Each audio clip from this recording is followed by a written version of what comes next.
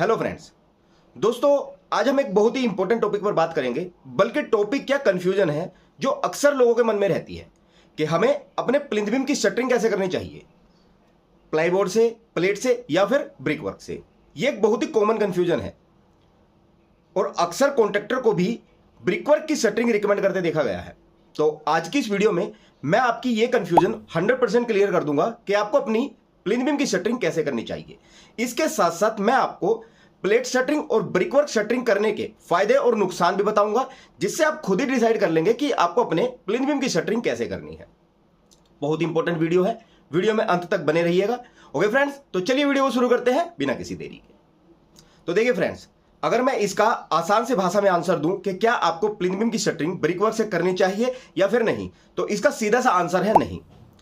आपके घर का कोई भी स्ट्रक्चरल मेंबर हो, चाहे वो फुटिंग हो, कॉलम हो या फिर बीम, आपको किसी भी स्ट्रक्चरल मेंबर की शटरिंग ब्रिकवर्क से नहीं करनी चाहिए। इससे आपका स्ट्रक्चरल मेंबर कमजोर हो जाता है। वो क्यों, चलिए बताता हूं।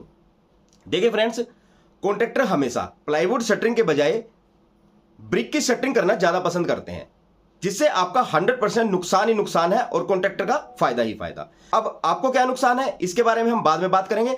आइए पहले यह देख लेते हैं कि कॉन्ट्रैक्टर को ब्रिक शटरिंग करने से क्या फायदा होता है।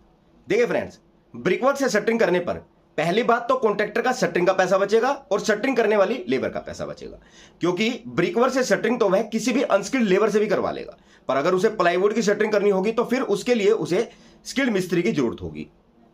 तो उसका शटरिंग और लेबर दोनों का पैसा बचेगा। इसके साथ साथ उसका ब्रिकवर्क से शटरिंग कराने में टाइम भी बचेगा। तो पहला फायदा तो कॉन्ट्रैक्टर का यह है। और दूसरा, अगर शटरिंग ब्रिकवर्क से हुई है तो उसे इसमें वाइब्रेटर नहीं लगाना पड़ेगा, क्योंकि लगा ही नहीं सकता। अगर वह ऐसा करेगा तो शटरिंग वाली ईंटें भाग जाएंगी। तो दूसरा फायदा यह है। और तीसरा, प्लिंथ बीम की कंक्रीट कास्टिंग होने के बाद वह ईंटों को तुरंत रिमूव कर सकता है, जिससे उसका डी शटरिंग का भी टाइम बचेगा। तो ये तीन बहुत बड़े फायदे होते हैं कॉन्ट्रैक्टर के, जो फायदे इतने बड़े नहीं है, जिसके नुकसान बहुत ज्यादा बड़े हैं। अब नुकसान क्या है, आइए उनके बारे में भी देख लेते हैं। देखिए, पहला नुकसान है आपकी ब्रिक वेस्टेज का, जिसमें कॉन्ट्रैक्टर का तो कुछ नहीं बिगड़ता, पर आपकी ईंटें बहुत बर्बाद हो जाती है। और कई बार तो कॉन्ट्रैक्टर बिना ईंटों को हटाए ही बैकफिलिंग स्टार्ट कर देता है। पर अगर उसने शटरिंग प्लाईवुड से की होगी तो पहले वो शटरिंग को रिमूव करेगा, उसके बाद बैकफिलिंग करेगा, जिससे अल्टीमेटली आपका ही पैसा बचेगा। सेकंड, अब अगर ब्रिकवर्क शटरिंग की वजह से कॉन्ट्रैक्टर इसमें वाइब्रेटर नहीं लगा पाएगा तो फिर आपकी कंक्रीट अच्छे से सेटल नहीं हो पाएगी, जिससे वह वीक हो जाएगी। इसमें भी आपका ही नुकसान है। और थर्ड, अगर वह वाइब्रेटर नहीं लगा पाएगा तो फिर वह कंक्रीट को पतला करने के लिए, ताकि वह अच्छे से बीम में जाकर फैल जाए, इसमें पानी मिक्स करेगा। इससे भी आपकी कंक्रीट कमजोर होगी। तो यह भी आपका ही नुकसान है। और चौथा और सबसे बड़ा नुकसान वो ये कि ईंटें आपकी कंक्रीट का पानी पी जाएंगी, क्योंकि ईंटें 20% तक पानी अब्जॉर्व कर लेती हैं, जिससे आपके कंक्रीट में हनीकॉम्बिंग आएगी और वह कमजोर होगी, जिससे अल्टीमेटली आपका बीम ही कमजोर होगा, जो घर के लिए सही नहीं है। तो मैं पर्सनली रिकमेंड करूंगा कि जब भी आप प्लिंथ बीम की शटरिंग कराएं, या तो आप प्लेट शटरिंग करवाएं या फिर प्लाईवुड से। लेकिन कॉन्ट्रैक्टर अपने थोड़े से फायदे के लिए हमेशा आपको ब्रिकवर्क की ही शटरिंग रिकमेंड करता है, तो उसकी बातों को ना माने और उसे प्रॉपर शटरिंग लगाने को कहें।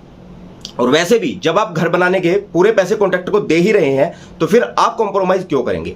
और अगर आप खुद से घर बना रहे हैं लेबर हायर करके, तो आप ये बात ध्यान रखें और अपने प्लिंथ बीम की शटरिंग या तो प्लेट से कराएं या फिर प्लाईवुड से। ओके फ्रेंड्स, तो आई होप कि अब आपकी ये कंफ्यूजन 100% क्लियर है कि आपको अपने प्लिंथ बीम की शटरिंग कैसे करनी चाहिए, प्लाईवुड से या फिर ब्रिकवर्क से।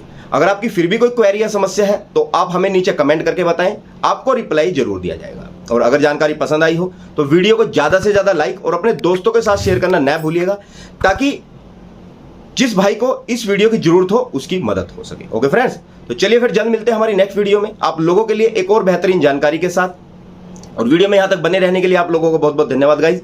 Thanks for watching and have a nice day.